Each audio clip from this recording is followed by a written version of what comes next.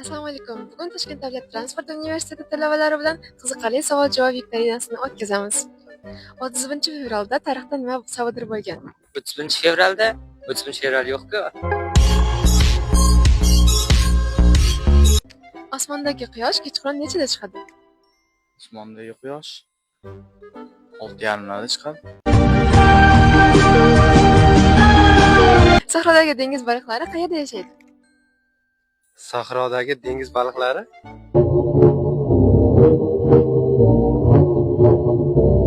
Tog'ning eng past cho'qqisi qayerda joylashgan? Tog'ning eng past cho'qqisi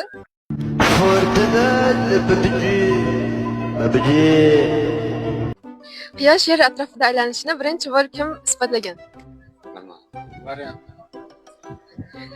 Variant yo'q. Instagram chiqaravering.